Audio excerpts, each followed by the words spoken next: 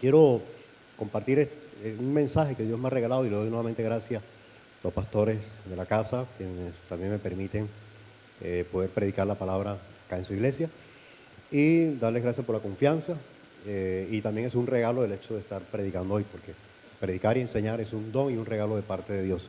Precisamente la palabra don significa regalo. Entonces, Dios nos ha regalado ese don maravilloso de también poder compartir el mensaje que salva, que restaura y que da vida. Dios me regaló una enseñanza que he venido meditando desde hace mucho tiempo acerca de un tema especial que le he denominado humanos nacidos de nuevo. Humanos nacidos de nuevo. Y antes de pasar el mensaje, quiero compartirte que no tiene nada que ver con humanismo, ¿ok? Quiero que andemos en el tema y podamos mirar de que Dios nos creó a su imagen y semejanza, pero nosotros tenemos una constitución de espíritu, alma y cuerpo. Como tal, somos seres humanos y mientras estemos en este cuerpo, estemos en este mundo, a esa naturaleza humana va a estar en nosotros. ¿Sí? No tenemos un cuerpo glorioso todavía, no hemos sido transfigurados a esa naturaleza. Todavía estamos aquí en la tierra y como tal vamos a seguir experimentando muchas de las cosas que se viven en este mundo. Tenemos emociones, tenemos una mente que piensa, tenemos un cuerpo que come, que tiene que alimentarse, tiene necesidades, ¿verdad? Necesidades del agua, necesidades de comer, pero también emociones que sienten, emociones que Dios nos ha entregado. Sin embargo, también existen enfermedades, no solamente físicas, sino también del alma, porque el alma también se agota y se enferma. Pero tenemos un Dios que restaura, que sana, que fortalece y a quien podemos venir para que también haga ese proceso de restauración en nuestra vida, quien nos prometió que estaría con nosotros todos los días y hasta el fin del mundo. Quiero que vengas conmigo, por favor, al libro de Santiago. Vamos a mirar Santiago. Toca un texto que me llama la atención y quiero colocarlo como base o fundamento de esta enseñanza. Y está ahí en Santiago capítulo 5, verso 17. Vamos a colocarlo ahí para el beneficio de todos. Dice la Escritura lo siguiente: Elías era un hombre de pasiones semejantes a las nuestras y oró fervientemente para que no lloviera, y no llovió sobre la tierra por 3 años y 6 meses. Y vamos a mirar el contexto de este pasaje más adelante. Sin embargo, quiero colocar como introducción lo siguiente.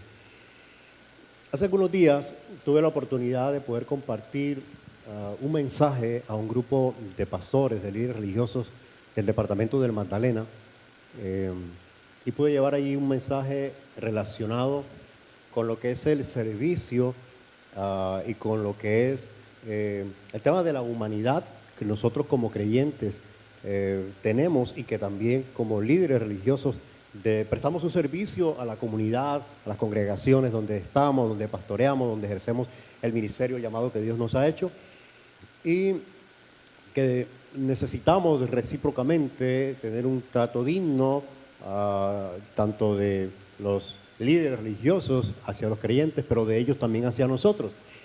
Y de igual forma tuve la oportunidad también de compartir con un grupo de profesionales de la salud aquí en la Universidad del Magdalena y poder compartir con ellos, que atienden a la mayoría de los estudiantes de la universidad cuando tienen algún malestar y necesitan del psicólogo, del médico, que necesitan el odontólogo. Y poder hablarles acerca del servicio de salud que prestan también a esta comunidad como tal, y el trato humano, y el título precisamente fue la humanización del servicio de la salud a los pacientes.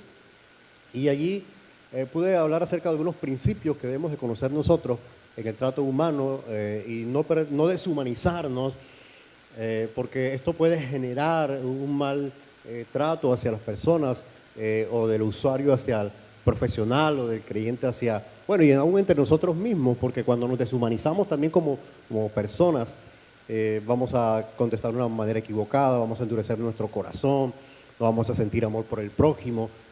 Y usted conoce, ¿verdad?, cómo todo esto afecta las relaciones entre nosotros las personas. Y debemos de evitar, ¿verdad?, deshumanizarnos y poder ser empáticos con las personas, ser alegres. Y además de eso tenemos que aprender una cosa muy importante. Y es que el hecho de estar en una posición de autoridad no nos faculta a nosotros para poder en un momento dado poder afectar la vida de ninguna persona. Yo no sé cuántos de ustedes han ido a un centro de salud y tal vez les han tratado de una forma equivocada. Y hay unos buzones que dicen quejas, sugerencias, reclamos. Y nosotros es que escribimos una carta. Y yo recuerdo, para que puedas entenderme un poco más, cuando tuve una afectación física, porque tuve un accidente donde tuve 11 fracturas en mi cuerpo. Y por la gracia de Dios estoy aquí delante de ustedes. Y pude tener ese proceso de restauración física en mi vida. Tuve que ir a un cirujano, tuve que ir a especialistas de la salud para que me ayudaran en todo el proceso de recuperación y me dijeron que iba a tener 6 meses de incapacidad. Pero cuando yo iba a este cirujano para seguir el proceso de restauración física en mi vida, ir a las terapias y poder mirar cómo iba la evolución de mi salud, recibí un trato indigno y muy agresivo de parte del tratante en ese momento. Y hasta que llegó el día donde yo dije, no voy más. A mi esposa, no voy más, que me cambien de médico porque la verdad que creo que estoy recibiendo un trato indigno, beligerante, un tanto, yo soy el médico aquí, usted no es el médico. Y entonces yo dije, no voy más. Y el día que le dije a ella, hoy va a ser el día donde si me dice tales cosas o me trata mal, yo le voy a contestar y lo voy a frenar. Así me vine de valor ese día. Pero resulta que el hombre ese día me trató de lo mejor. Ese día se refirió a mí de una manera muy amable. Y dije, bueno, sigamos, hola. Y entonces, pero indagando con mi esposa después, conocimos que este hombre había perdido su hija y actualmente tiene un cáncer. Y esta situación como tal, esa crisis en su vida personal, le llevaba a sentir lo que estaba sintiendo, pero lastimosamente quienes estábamos al frente de él estamos recibiendo parte de su proceso de dolor y de sanidad. A eso me refiero, a que muchas veces nos deshumanizamos o tratamos, articulamos el dolor personal con las demás personas, los afectamos y nos deshumanizamos. Pablo habló acerca del carácter de los hombres de los últimos días y dijo que van a ser intemperantes, amadores, aborrecedores de lo bueno, ¿verdad? Crueles con el trato, desobedientes a los padres, ingratos, impíos, bueno, todas estas cosas que ustedes conocen. Y debemos de tratar de cuidar nuestro corazón para que no lleguemos a ese punto. Nosotros hemos nacido de nuevo en Cristo Jesús, pero el Evangelio no vino a deshumanizar a ninguna persona. El Evangelio vino para transformarnos, para hacernos nuevas criaturas, pero no para deshumanizarnos, no una versión mejorada como nos ha enseñado nuestro pastor, de una persona como éramos antes, sino de venir y hacer algo nuevo, especial, espectacular en nuestra vida y que antes, por el contrario, deberíamos sentir más amor para amarnos entre nosotros y compartir un día, por ejemplo, como hoy, especial, ¿verdad? Porque lastimosamente recuerdo que muchas veces, y dentro del contexto en el cual me crié, 8 hermanos, tal vez no hubo tanta afectividad y eso tal vez es lo que hizo que entre nosotros como hermanos no había ese abrazo, de pronto en la rigidez de la crianza. Eso va afectando y rompe un tanto la comunicación. Y recuerdo que llegamos a mi casa y a veces no damos ni los buenos días ya cuando salimos de ahí, pero tiene que ver precisamente con todo eso. Y el ver de pronto un padre solo, callado por allá, sufriendo solo, que muere de un infarto, pero no nos cuenta que estaba sufriendo por dentro. Es duro, es feo, y sobre todo un día como hoy, ¿verdad? Que donde uno recuerda tantas cosas. Pero no lo digo para revictimizarme, voy a revictimizarme en esta mañana, sino antes por el contrario para aprender y enseñarte tal vez a ti, darte un principio que se lo daba a alguien hace algunos días. Le dije, ¿sabes una cosa? Tú tienes tu padre, ámalo y pregúntale. Porque tú me dices que heredaste de tus padres la maldición de las deudas y te estás endeudando todo el tiempo, pero y ni siquiera le cuentas a tus hijos en el estado en el cual te encuentras. Cuéntale a tus hijos, dile qué estás pasando en tu vida. Estás deprimido, tienes una situación y me estás diciendo que quieres morirte, que quieres quitarte la vida porque te estás endeudado, y esa no es la solución. Habla con tus hijos, abraza a tus hijos, pídeles perdón si no tuviste con ellos esa comunicación asertiva desde que estaban pequeños, pero no te encierres en tu dolor, en tu proceso, y yo creo un Dios que puede sacarte de las deudas que tú tienes, pero lo que tú primeramente necesitas es la gracia de Dios que te fortalezca en medio de tu debilidad para que puedas vencer la depresión que tienes en este momento. ¿Sí me hago entender? Entonces, dice la Escritura que en Lucas capítulo 2, y Jesús crecía en sabiduría, en estatura, en gracia para con Dios y para con los hombres. Un crecimiento integral, emocional, físico, mental, social y espiritual, y todos crecemos y todos pasamos por diferentes etapas de nuestra vida y debemos de saber que en cada etapa de nuestra vida vamos a tener éxito, pero vamos a tener también crisis. Y debemos de entender las crisis de cada etapa de la vida. Los adolescentes pasan por una crisis fuerte, están teniendo un cambio físico, anatómico, el cerebro madura hasta los 21 años de edad aproximadamente, están en ese proceso. Por eso usted no le puede decir a un adolescente, a un niño que piense como usted o que haga las cosas como usted, porque ellos están en su etapa, tienen sus características, tienen sus crisis. Y debemos aprovechar para enseñarles en cada etapa. No es lo mismo, como decía esta mañana en el servicio, no es lo mismo tener un matrimonio sin hijos, a tener un matrimonio con hijos pequeños, a tener un matrimonio con hijos adolescentes, un matrimonio con hijos adultos, o un matrimonio donde quedemos papá y mamá y quede el síndrome del nido vacío porque ya se van porque hicieron su familia. No es lo mismo. Y si usted no sabe en qué estado, en qué etapa de su vida está en este momento, es importante que lo conozca porque, mire, la tasa de separación es tan alta en los matrimonios donde está el síndrome del nido vacío, de igual forma como en los matrimonios jóvenes. Y yo escuchaba sobre todas estas estadísticas, haciendo ahí un curso de asesoría familiar y de pareja, donde nos hablaban acerca de estas estadísticas, porque cuando están los hijos en casa, muchas veces la pareja se desconecta emocionalmente, y cuando los hijos se van, esa desconexión queda y es una crisis en donde ya no se toleran y cada uno duerme en su habitación, en su cuarto, y no quiere saber el uno del otro porque se desconectaron mientras estaban ahí los hijos. Porque lastimosamente muchas mujeres cuando paren hijos le dan toda la prioridad a sus hijos y se desconectan de su esposo. Y ese es un grave error que muchos lastimosamente cometen. Pablo dijo, sé vivir en pobreza y sé vivir en prosperidad. Sé vivir en humildad y sé vivir en abundancia y en escasez. Dice, todo he aprendido, sobre todo he aprendido el secreto, tanto para estar saciado como para tener hambre. Sé vivir en abundancia y sé vivir y sufrir cuando tengo necesidad. ¿Y sabe cuál era el secreto que Pablo tenía para poder vivir equilibradamente en el éxito y en la crisis? Él lo dice en Filipenses 4:13, todo lo puedo en Cristo que me fortalece. Es chévere citar ese versículo, todo lo puede en Cristo que sí, pero conoce el contexto, lo fortalece cuando usted sabe equilibrar y vivir en el éxito y en la crisis. Porque la fortaleza viene de Dios. Viene de Dios. En mi conversación con Dios le pregunté, Señor, ¿qué debemos aprender nosotros tus hijos para saber afrontar correctamente todas las cosas en este mundo y los tiempos de crisis y de éxito, sin que nos deshumanicemos? Porque la crisis tiende a deshumanizar a las personas, sin que se enfríe el amor que has derramado en nuestro corazón y para que aprendamos a vivir siempre confiados y agarrados de ti. ¿Qué debemos hacer? Dios me llevó a este pasaje de Santiago capítulo 5, verso 17. Sin embargo, desde el capítulo 13 viene diciendo algo, porque ahí nos habla de una humanidad.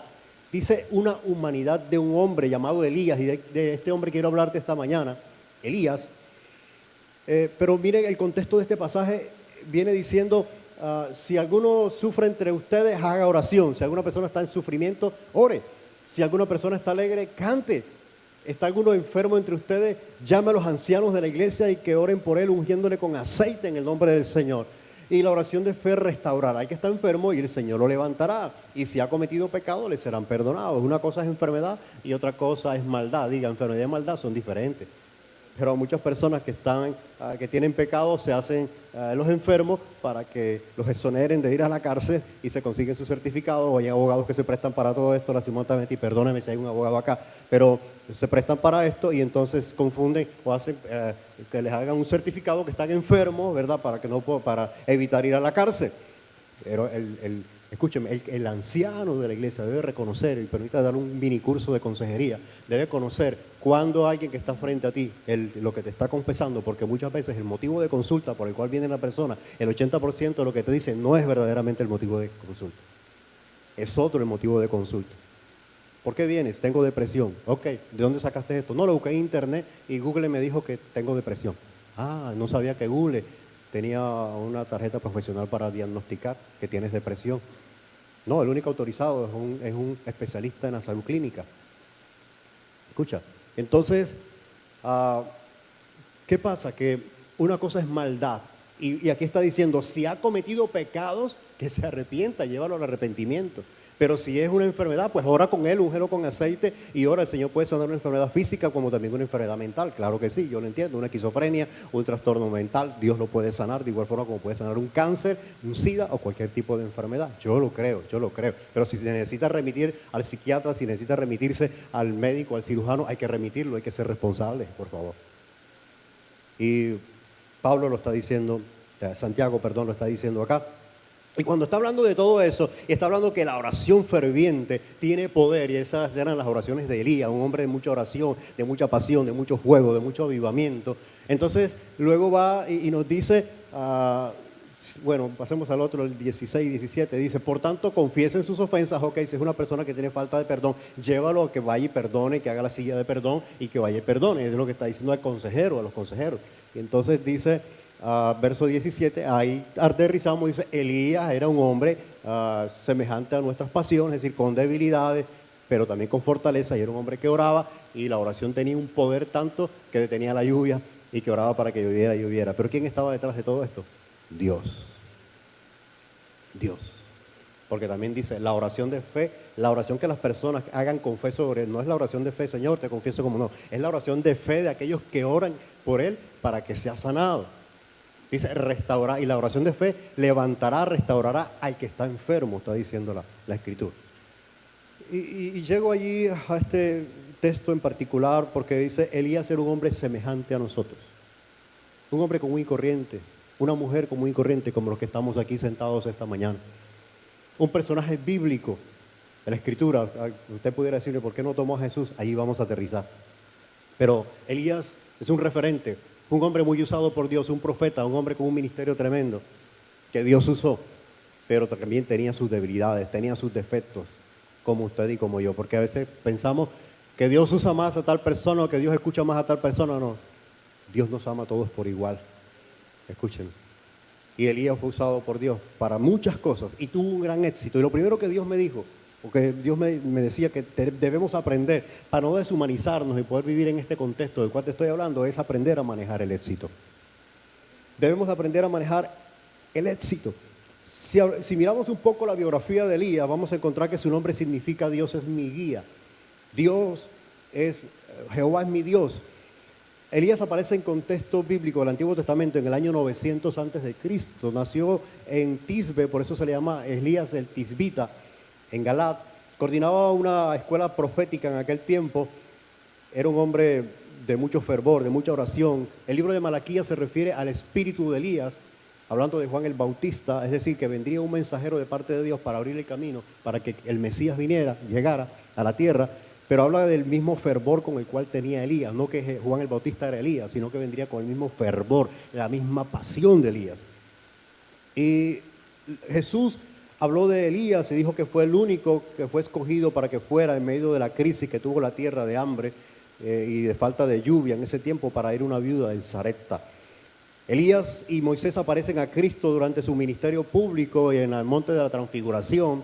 De Elías habla el libro de Reyes, de Elías habla Santiago y de Elías muy probablemente, y muchos teólogos han dicho que los dos testigos que aparecen en el libro de Apocalipsis, que aparecerán en la tierra, puede ser Enoc y Elías, quienes fueron llevados al cielo sin ver la muerte, mientras que algunos dicen que es Moisés y Elías. Bueno, esto lo sabremos posteriormente si estamos aquí, esperemos no estar aquí, que la iglesia haya sido levantada y llevada al cielo, a esas bodas del Cordero, y no ver ese tiempo donde van a matarlos, pero Dios los va a resucitar nuevamente a los dos testigos, es lo que nos dice la Escritura.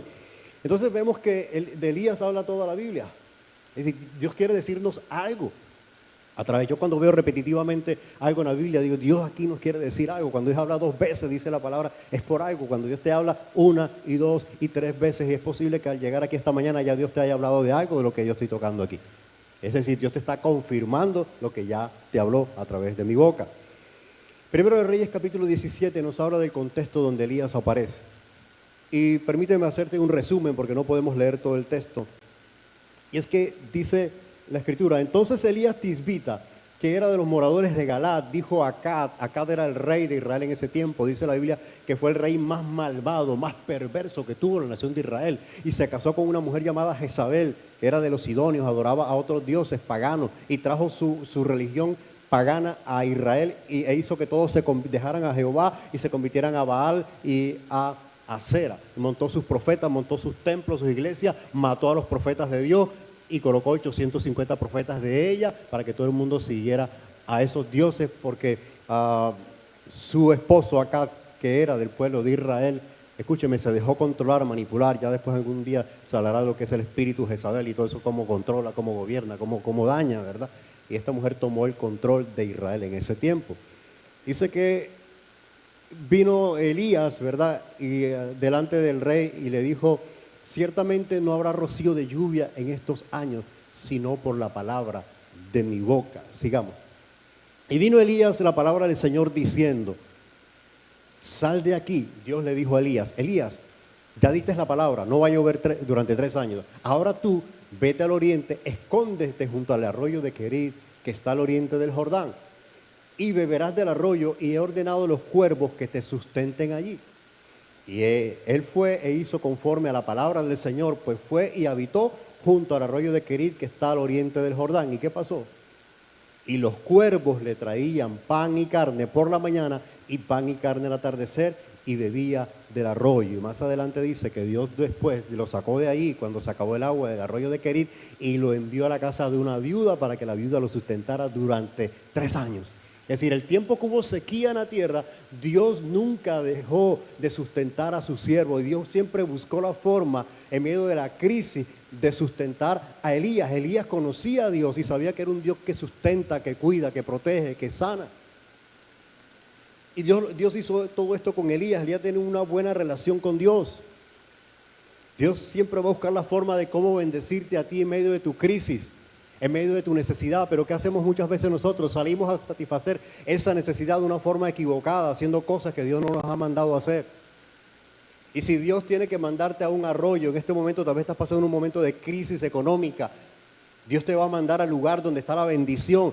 Dios te va a mandar los cuervos. Le decía esta mañana a los hermanos: Dios va a enviar a alguien que va a tocar la puerta de tu casa y te va a llevar una bendición y te va a decir: vengo de parte de Dios. Dios inquietó mi corazón para que te trajera esto. Y tú vas a dar cuenta que tiene hasta cara de cuervo.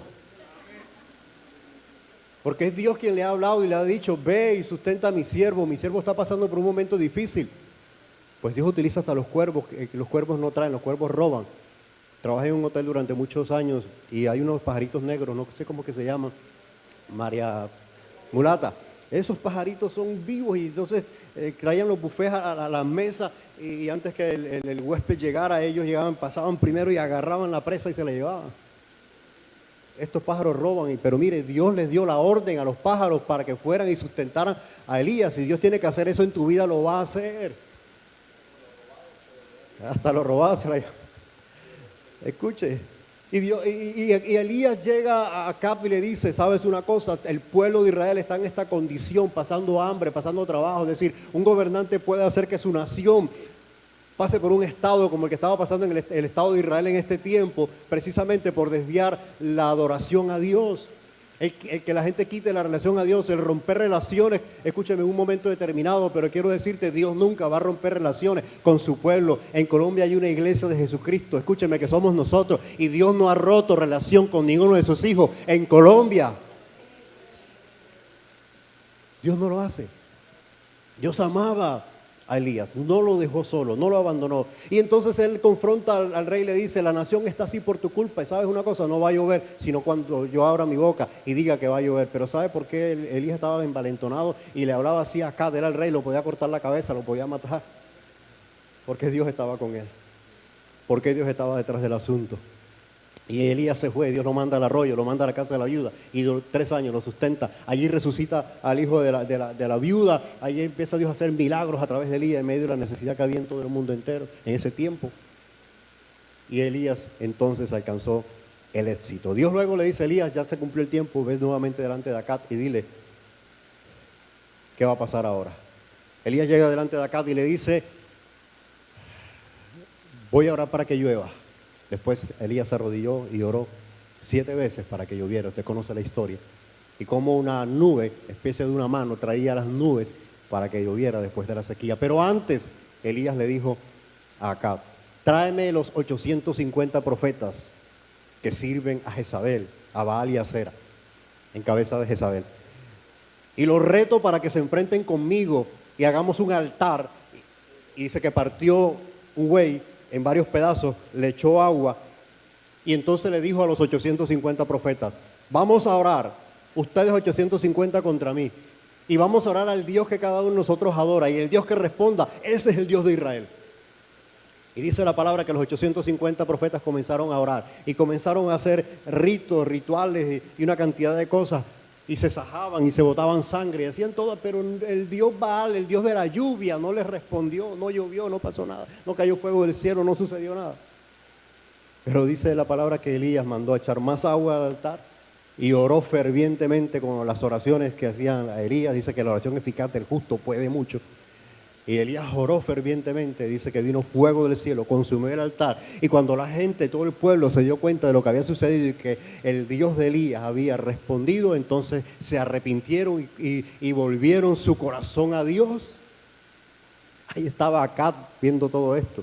Y entonces Acab sale corriendo, escúcheme, y va y le cuenta a Jezabel, su esposa, lo que había sucedido. Ahora, ¿qué se decía en Israel de Elías? ¿Qué cree usted? Uy, tremendo profeta.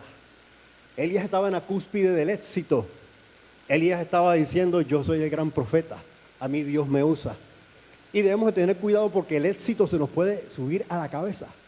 El activismo nos puede afectar si nosotros no paramos y no aprendemos a identificar los tiempos, si no aprendemos a identificar lo que Dios está haciendo en nuestra vida. Pero ¿qué dice el mundo acerca del éxito? El mundo define el éxito como la tarea de lograr objetivos y metas personales, de convertirse en lo que uno realmente quiere ser, en vivir de una forma en la cual uno quiere vivir, en hacer lo que realmente uno quiere hacer, en lograr lo que uno se propone lograr. ¿Qué más dice el mundo acerca del éxito? El éxito por lo general se asocia a un triunfo, a un logro de victoria, ¿verdad? En algo que nos hayamos propuesto, así como la obtención de un reconocimiento debido a nuestros méritos. De allí que el éxito también se relacione con el reconocimiento público, la fama y las riquezas. En eso se ha convertido lo que es el éxito.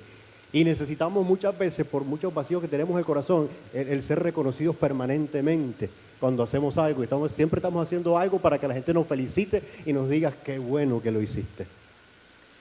¿Sabes qué hago? ¿Sabes qué mi pastor? ¿Qué predica? Yo tomo esas flores y se las llevo al Señor Jesús.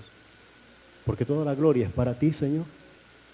Y creo que debemos aprender a ser humildes, aún en medio de que nos esté yendo bien. La Biblia, ¿qué dice la Biblia en relación al éxito? Escuche, aunque no menciona exactamente la palabra éxito, sí hay algunos sinónimos para hablar acerca del hecho de que en un momento dado podamos tener fama o éxito. Dice Josué 1:8, Dios le dijo a Josué, lee la palabra, esfuérzate y sé valiente, entonces harás prosperar tu camino y todo te saldrá bien. Es decir, tendrás éxito. ¿Pero cuándo? Cuando obedezcas a Dios, cuando hagas la voluntad de Dios, cuando escribas el libro de la ley, lo recites, lo enseñes y pongas por obra todo lo que está ahí, entonces tendrás éxito y harás prosperar tu camino. Mateo 24, 23 y 24 dice, 4, 23 y 24, que Jesús tuvo fama. La fama de Jesús se extendió por toda Israel, toda Galilea y su contorno. Es decir, Jesús tuvo fama, tuvo éxito, aunque para muchos Jesús fracasó, porque dice que murió a muy temprana edad. Pero escúcheme, Jesús comenzó su ministerio a los 30 años de edad, en el tiempo correcto, en el tiempo preciso, vino al mundo, ejerció su ministerio e hizo lo que tenía que hacer, cumplió su propósito. Eso es éxito. El éxito no nos exonera del sufrimiento, de la crisis que en un momento dado tengamos en la vida. Porque muchos piensan que el hecho de padecer una crisis no tiene que ver nada con el éxito. Pero Jesús nos enseña a nosotros otra cosa. La fama de Jesús se extendió por toda la tierra y no podemos evitar tener fama. De hecho, hay muchos ministerios famosos en el mundo, hay muchos profesionales famosos en el mundo, pero no podemos permitir que la fama se nos suba a la cabeza. Llegó el día donde Jesús ya no entraba a las ciudades, escúcheme, no entraba, sino que se quedaba fuera de ellas para que la gente no viniera a hacerlo rey, porque querían hacerlo rey. Entonces Jesús no permitió que la fama le subiera a la cabeza. El éxito en el reino de Dios no se mide por cuánto usted y yo podamos hacer para nosotros mismos. El éxito se mide porque todo aquello que logremos le dé primero la gloria a Dios y bendiga a todas las personas que nos rodean. Ese es el verdadero éxito. el bendecir a los demás. Jesús vino a buscar y a salvar lo que se había perdido. En su condición de Dios, dice que la dejó, se humilló. Y todos vemos allí que nunca hay trono sin cruz. Necesitamos entonces aprender todo esto. El éxito no excluye la obediencia y el sufrimiento en los momentos difíciles. Una de las cosas que compartí esta mañana es que me preocupa más ver cuando una persona que haya nacido en cuna de oro, y no está mal, porque algunos dicen, no es que yo nací en cuna de oro, pero otros nacen en pesebre, o yo nací en pesebre y otras personas nacen en cuna de oro. El problema no está en tanto cuando una persona cae o fracasa, cuando ha nacido en un pesebre, y no quiero decir de que no podamos nacer en un lugar pudiente, sino que le es más difícil levantarse porque no conoce el camino cuando alguien todo lo ha tenido en la vida, ¿me entiendes? Cuando nace con todo. Porque el día que caiga se va a poder levantar, pero le va a costar y va a ser mucho más difícil.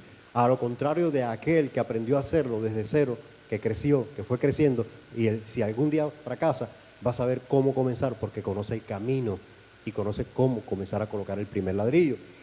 Tenemos que aprender entonces a manejar los tiempos de éxito. Es probable que los que estemos aquí esta mañana estemos pasando por un momento de éxito.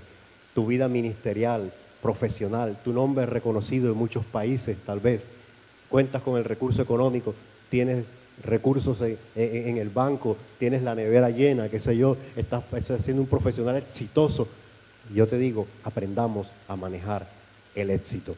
Lo segundo que Dios me enseñó sobre este pasaje en particular es aprender los momentos de crisis y de sufrimiento en la vida.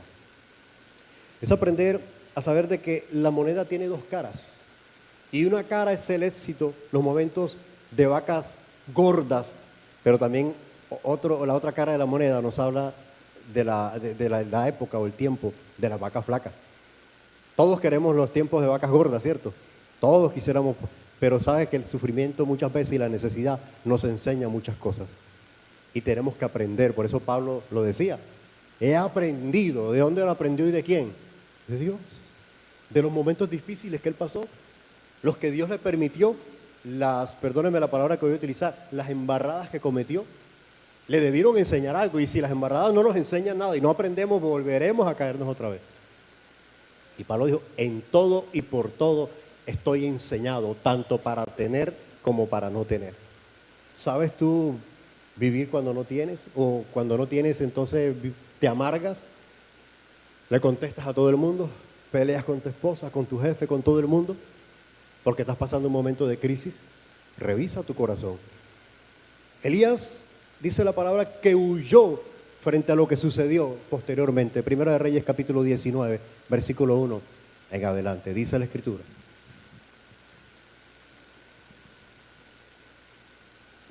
Ok. Tenemos, dice, y Acab le contó a Jezabel, Acab el rey salió corriendo después que vino fuego del cielo, y le contó a Jezabel todo lo que Elías había hecho y cómo había matado de espada a todos los profetas. Elías mató a todos los profetas de Baal y de Acera.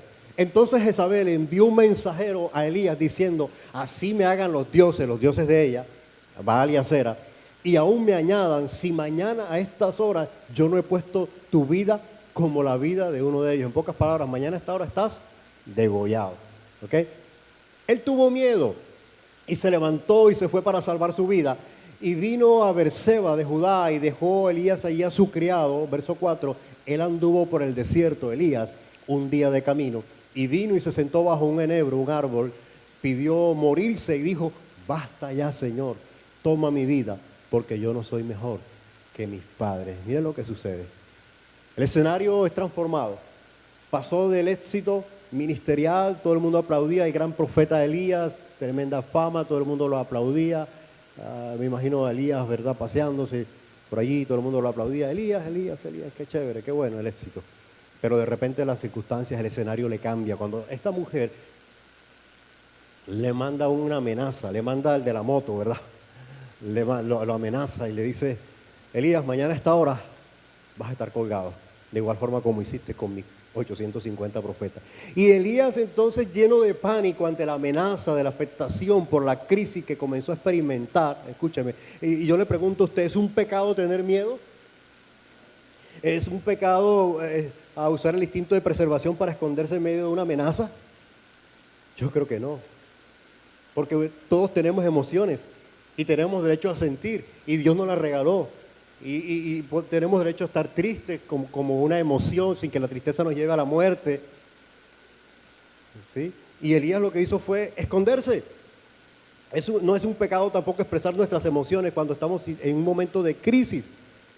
Pero Elías, dice la palabra, que ante esta amenaza salió corriendo ante la intimidación de que podía morir. Y Jezabel representa un momento determinado de nuestra vida, los momentos de crisis.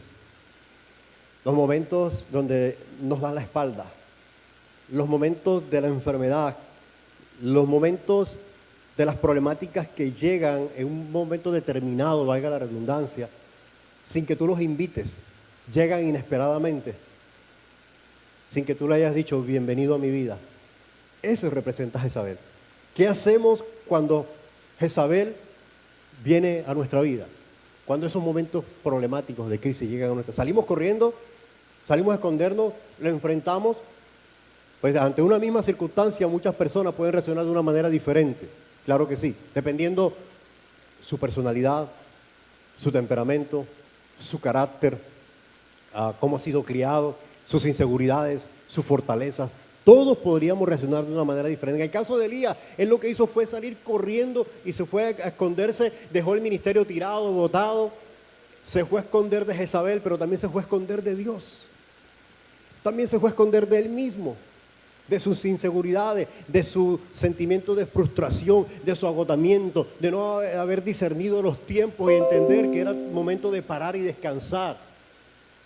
¿Por qué si usó la oración como algo ferviente y que Dios le respondía para dar el fuego del cielo? ¿Por qué en ese momento no se metió en oración y le dijo, Señor, necesito que me ayude? Muchos nos hemos preguntado eso. ¿Qué pasó aquí? Entonces vemos a Elías en la cúspide, pero ahora lo vemos en el suelo. Y así creo que ha pasado con muchos de nosotros en un momento de nuestra vida. Cuando hemos sido también probados en nuestra fe, porque yo creo que Dios estaba probando la fe del profeta. Y Elías entonces sale huyendo y permítame hacerle un diagnóstico clínico de lo que Elías estaba pasando en ese momento. Como profesional también en la salud psicológica y hablando con unos teólogos también sobre el tema en particular, llegamos a una conclusión, y permítame con mucha humildad poder compartírsela, de que Elías estaba viviendo un trastorno mixto, ansioso-depresivo y un trastorno de estrés crónico, por todos los síntomas que estaba manifestando. Vimos allí que Elías sale a esconderse, vemos allí que Elías quería morirse, que decía, basta ya, Señor, quítame la vida, quítame, no quiero vivir. Estoy sufriendo tanto por dentro, está pasando todo esto en mi vida, que yo no quiero saber, yo no soy mejor, que empezó a compararse con Abraham, con Isaac, con Jacob, con sus padres, con sus antepasados, decía, yo no soy mejor. O sea que él estaba luchando con él mismo porque él quería ser mejor que Abraham, mejor que Isaac y Jacob, mejor que todos sus padres de sus antepasados. Él se veía así. Y entonces Elías, la tristeza profunda, el miedo paralizante, el pánico, la frustración, los pensamientos alterados, las emociones afectadas, aparecen pensamientos irracionales, recurrentes, no sirve para nada, tú no vas a seguir adelante, pensamientos catastróficos, imaginarios. Elías dice la palabra que sufrió de somnolencia. Algunas personas en un estado depresivo no sufren de somnolencia, es decir, de dormir tanto, sino que pierden el sueño, ¿sí? El agotamiento físico, emocional. No sé si a usted le ha pasado que algún día se siente agotado emocionalmente. ¿Sabía usted que el alma también se enferma y el alma también duele de la misma forma como el cuerpo? Y que una afectación emocional puede afectar su cuerpo porque hay una relación entre mente y alma, mente y cuerpo. Sí, Elías tenía un agotamiento emocional, estaba viviendo una crisis de fe, estaba irritado en ese momento, había un bloqueo, una crisis existencial, una baja autoestima, una pérdida de interés por la vida y hasta una ideación suicida. Eso era lo que hacía parte de lo que el profeta estaba sintiendo. Y digo crisis existencial porque no reconocía su realidad en ese momento. Estamos ante un profeta desconocido en lo que está pasando en la vida de él. Y eso me lleva a pensar en Juan el Bautista. Juan el Bautista, del cual también se habló, que vendría con el espíritu de Elías, también pasó por una crisis como esta. Porque Juan el Bautista, el que bautizó a Jesús, dijo a sus discípulos: he ahí el Cordero de Dios que quita el pecado del mundo. Síganlo a él, ya no a mí, ahora síganlo a él. Y ese mismo profeta que Dios usó, Juan el Bautista, en el río Jordán, cuando Herodes lo mete preso, lo lleva preso por haberlo confrontado, porque había caído en adulterio. ¿Sabe qué pasó? ¿Sabe qué hizo? Dice la Escritura que Juan el Bautista en la cárcel le mandó a preguntar a Jesús si él era el Mesías. Pregúntenle a él si él es el Mesías, el que había de venir. Escúchame, después de haber dicho que él era el Cordero de Dios, después de haberlo bautizado, después de haber visto que el Espíritu Santo había venido sobre él en forma de paloma, ahora estaba dudando, estaba en una crisis existencial porque estaba padeciendo en la cárcel. Estaba privado de la libertad y en medio de su crisis mandó a preguntar. ¿Y qué le dijo Jesús? Díganle a Juan que los ciegos ven, que los cojos están caminando, que los mudos hablan. Solamente díganle eso. Y eso fue lo que le fueron a decir a Juan el Bautista. ¿Qué tiene que decirte el Señor para decirte que creas en Él? Que Él dio su vida por ti, que Él te ama, que Él es tu Padre, que tiene tantas y tantas y tantas promesas para ti, que Él es tu pastor y que nada te faltará. ¿Qué más esperas que Dios haga en tu vida para poder aceptar y entender su voluntad? Escúchame. Pablo dijo, 2 Corintios 7:10, vamos al tercer punto. Pablo dijo algo que me llama la atención, porque la tristeza que es conforme a la voluntad de Dios, es decir, la emoción de la tristeza, dentro de muchas emociones que Dios nos ha dado, produce un arrepentimiento que conduce a la salvación sin pesar, o sea, sin que nos arrepintamos de eso que nos hemos arrepentido, o de la misma emoción. Pero la tristeza del mundo produce muerte. Es decir, que cuando Dios permite que tú te sientas triste, te toca algo, porque el Espíritu Santo trae convicción de pecado, no juicio, para que tú te sientas, escúcheme, juzgado, sino que Él redarguye el corazón.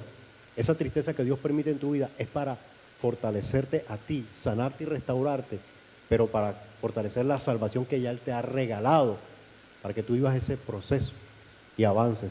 Dios permite eso en tu vida. La tristeza que viene de Dios nos trae enseñanzas, pero la tristeza que viene del mundo, que genera depresión, puede llevar a una persona a la misma muerte, a una ideación suicida. De eso estamos hablando. Y quiero decirte que Nehemías vivió una tristeza cuando él se enteró de que los muros de Jerusalén estaban en el suelo, las puertas quemadas. Y dice la palabra que entró en ayuno, oración, y de repente entra delante del rey, y el rey le dijo: ¿qué te pasa, Nehemías? ¿Por qué veo tu semblante decaído? Estás triste, tú no estás enfermo, tú lo que estás es triste. ¿Qué te está pasando?, le dijo el rey.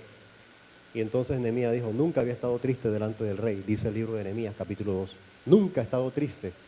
Él no había estado triste, él reconoció su emoción. Pero entonces él oró a Dios y le dijo: Señor, ¿qué le digo? ¿Qué le digo?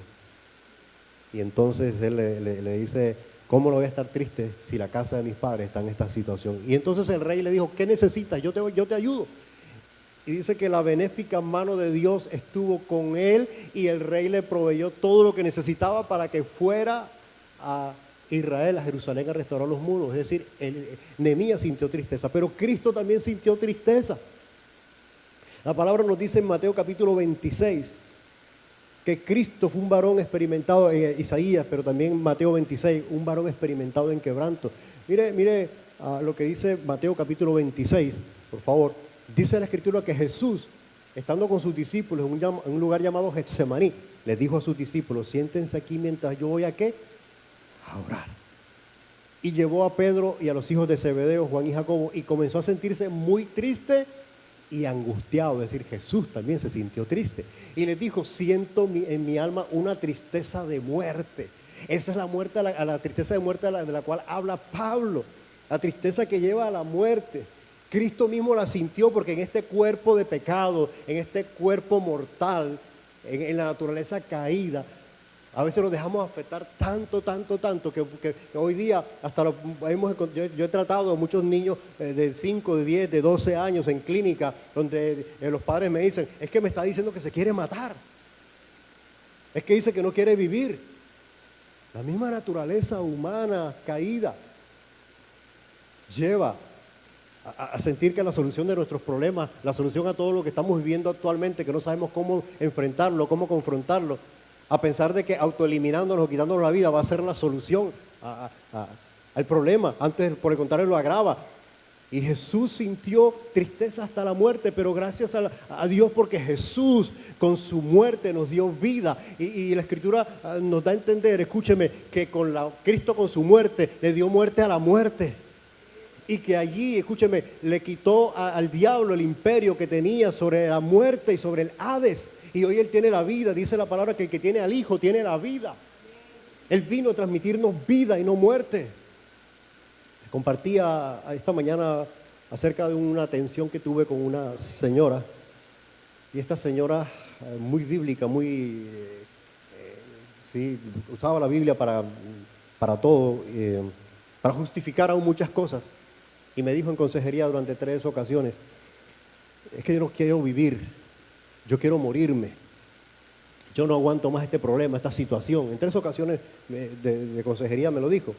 Y yo ya le había manifestado el hecho de el por qué ella se sentía así. Me dijo que estaba deprimida, ok, había una depresión en ella. Pero le dije que la solución no era esa.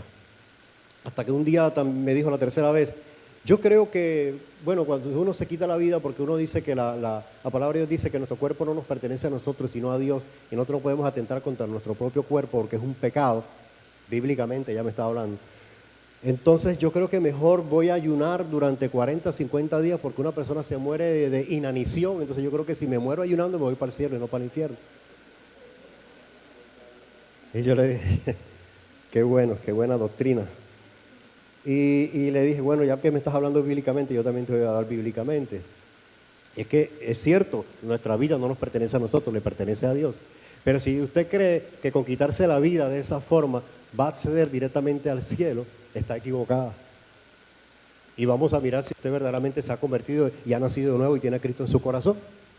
Porque de la forma como me está hablando pareciera que no. Porque si usted cree que con quitarse la vida le va a traer paz y va a acabar con todos sus problemas y ya se acabaron todos los problemas, pare de sufrir, ¿sabe qué? Lo va a agravar más, porque a mí la Biblia me dice que en el infierno hay demonios que atormentan a la gente día y noche. Entonces allá no va a tener paz en ningún momento. Y cuando yo le dije eso bíblicamente, me abrió los ojos. Oye, ¿verdad? No había pensado en eso. Y yo dije dentro de mí, santo remedio. Después, al cabo de un tiempo, la vi por ahí, iba en el carro y me saludó. Hola, pastor. Y dije, hola, mi hermanita, ¿cómo van las cosas? Chévere, en Victoria. Yo dije, santo remedio. Escuche, todos vamos a enfrentar un momento de crucifixión, porque no hay trono sin cruz. Y esto nos lo enseñó Jesucristo a nosotros. Pedro le dijo, Señor, yo dejé todo por seguirte a ti. ¿Qué beneficio tengo ahí? Decir, ¿cómo voy yo ahí? Y el Señor le dijo, Pedro, no hay quien haya dejado casa, padre, madre, amigo, que no haya recibido 100 veces más en este siglo, con persecuciones, y en el siglo venidero la vida eterna. Hay galardón por seguir a Cristo. Hay galardón por seguir al Señor, por entender de que la moneda tiene 2 caras y que habrá momentos de éxito, pero también momentos de dificultad en nuestra vida. Y número 3, y voy a pedir a la banda que me ayude, por favor. Dios también colocó en mi corazón que debemos aprender a vivir en restauración permanente. Dios tenía un plan para Elías. Dios no había terminado con él. Y antes de enviar el carro de fuego que se lo llevó al cielo, porque Elías no vio la muerte, Dios envió un torbellino, y en el torbellino un carro de fuego. No sé si fue un ovni, no sé si fue... No me pregunte, porque esa respuesta sí no se la tengo. Pero dice que envió un carro de fuego en medio de un torbellino y agarró a Elías y se lo llevó para el cielo. Pero antes de eso, Dios le tenía otra tarea a Elías, pero primero lo restauró y usó su método, su técnica de restauración bíblica. Escúcheme, que creo que de ahí han salido muchos métodos en la psicología que son bíblicos. Se lo han copiado. Porque me dice el primer libro de Reyes, capítulo 19, por favor, versículo 5 en adelante. Vamos a ver qué usó Dios para restaurar a Elías. Recuerde cómo estaba Elías. Entonces Elías sale allí para el desierto y sale corriendo, ¿verdad? Y echándose, luego se acostó debajo del arbusto y se quedó dormido. Somnolencia. Estaba cansado el hombre, estaba bloqueado. Yo sufrí del síndrome del burnout y Dios tuvo que tratar conmigo durante un tiempo y yo, de hecho, caí aquí en la iglesia. Y el padre mío fue de casi un año haciendo el proceso de restauración Hay Esperanza. En Elías el proceso de esperanza duró 40 días aproximadamente, porque Dios lo llevó al monte de Oret y allí trató con él. Luego se quedó dormido y de repente un ángel lo tocó y le dijo: levántate y come, le dijo el ángel.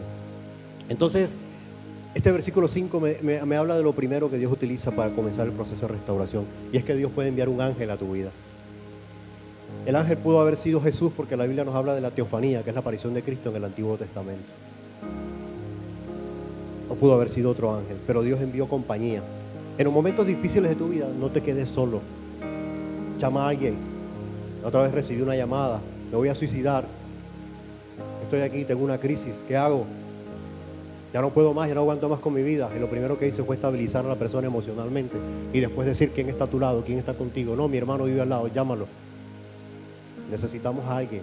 Dios siempre va a mandar un ángel para que esté contigo, un círculo de apoyo, un grupo de apoyo, personas que facilitadores, personas que estén contigo, tu pastor, tu mejor amigo, para que te acompañen en los momentos difíciles.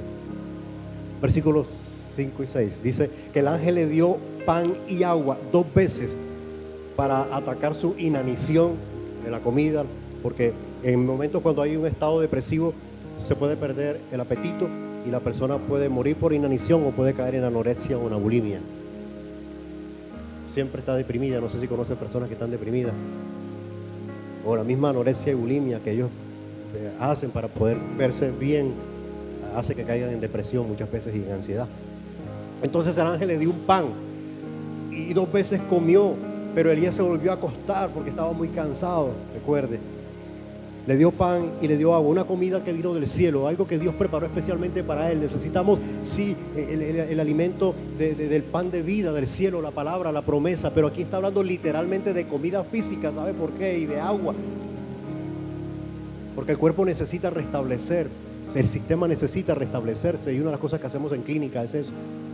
Hacemos 3 preguntas para poder estabilizar a la persona.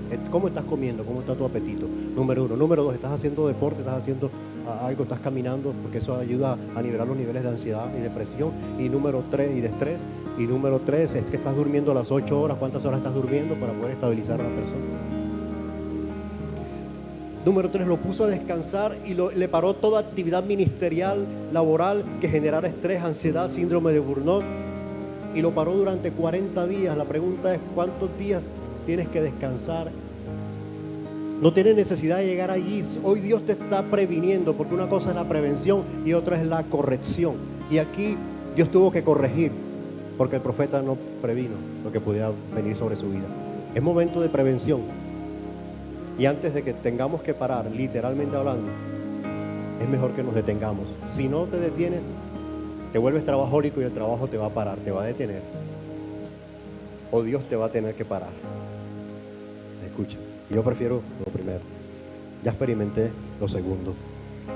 Versículos 7 y 8 dice que el ángel le dijo: vas a caminar 40 días y 40 noches hasta llegar a Oret, el monte de Dios.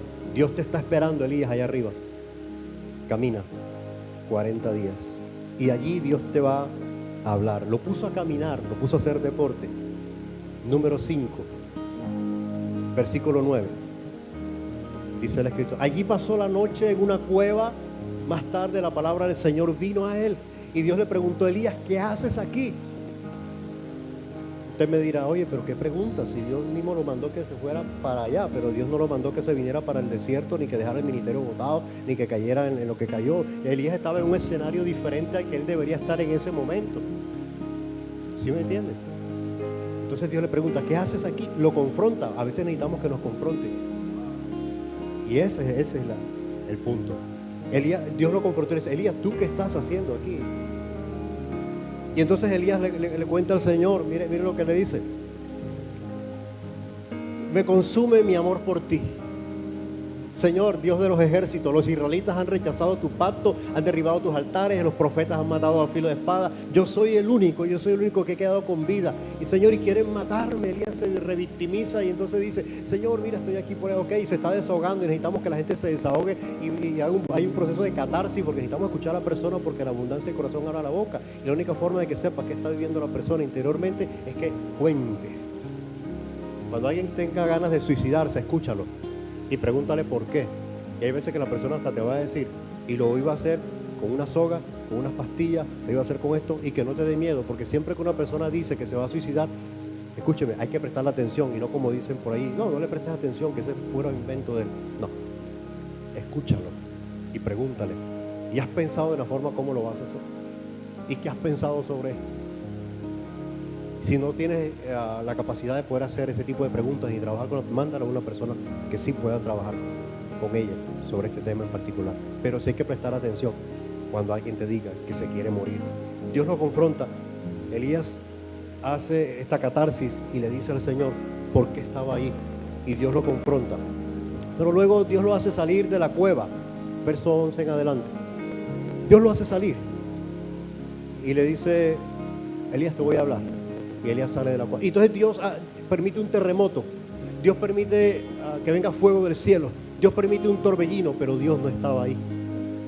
Y de repente Dios le dice nuevamente, Elías, sal de la cueva. Elías cubre su cara y hay un silbido apacible, un silencio. Y Dios está ahí y le habla al profeta nuevamente. Y ahí Elías sí escucha. Dios estaba despertando en el profeta, escúcheme, la sensibilidad espiritual nuevamente que había perdido. La sensopercepción, hasta que lograra ver dónde estaba Dios y que era Dios verdaderamente que le estaba hablando. Un susurro en la tranquilidad. Dios no estaba en el terremoto ni en el fuego. Y el terremoto y el fuego pueden ser en un momento determinado. Escúcheme, la bulla del mundo, el internet, el estar pegado a tantas cosas, ahí no escuchamos a Dios. Tenemos que hacer nuestro journal, tenemos que venir a nuestro espacio con Dios para poder escuchar su voz y recibir lo que Él tiene para decirnos a diario. Elías le dijo lo mismo al Señor, se revictimizó, pero Dios sacó los residuos de frustración que quedaban todavía en el profeta, escúcheme, y lo mandó a hacer una nueva labor y le dijo, Elías, a partir de hoy te devuelves por el camino por donde viniste, unges al rey de Siria, al nuevo rey, unges al nuevo rey de Israel y unges a Eliseo porque Él te va a reemplazar a ti. Le buscó reemplazo, pero después de un tiempo de terminar la tarea que había comenzado. Elías no había terminado la tarea, Dios sabía que no había terminado la tarea, por eso le dijo, vuelve por donde viniste, y lo activó nuevamente en el ministerio, pero le dio un tiempo específico hasta que vino por él. ¿Qué aprendemos de toda esta historia, de todo lo que hemos hablado hoy? La historia de Elías nos deja muchas enseñanzas. Sobre todo que debemos aprender de que el Evangelio no vino a deshumanizarnos, que somos tan humanos, escúchame, como que también nacimos de nuevo, espiritualmente hablando. Tú y yo nacimos de nuevo, pertenecemos al reino de Dios, fuimos sellados con el Espíritu Santo, fuimos lavados con la sangre de Cristo, pero eso no nos exime de que perdamos nuestra humanidad, nuestra sensibilidad, nuestro amor por los demás. Que no tengamos una percepción de los tiempos que estamos viviendo y de la temporada en la cual estamos. Debemos aprender también que no somos una versión mejorada de lo que éramos antes, sino que somos hijos restaurados, que necesitamos estar en permanente restauración en la presencia de Dios y aprender a confiar en sus promesas. Que aprendamos a manejar el éxito, que aprendamos a manejar los momentos donde tengamos gloria, pero que también aprendamos que llegarán momentos de crisis y momentos difíciles que nos pondrán a prueba en esta vida. Y saber de que tanto en los momentos de éxito como en los momentos de crisis Dios estará con nosotros. Dios nunca nos va a abandonar. Y si tienes que hacer un alto hoy en algún área de tu vida para no terminar estresado, cansado, angustiado, ansioso, depresivo, con estrés postraumático, haz un alto hoy en Dios. Quiero decirte, en Cristo hay esperanza. En Él hay esperanza. Den un fuerte aplauso al Señor.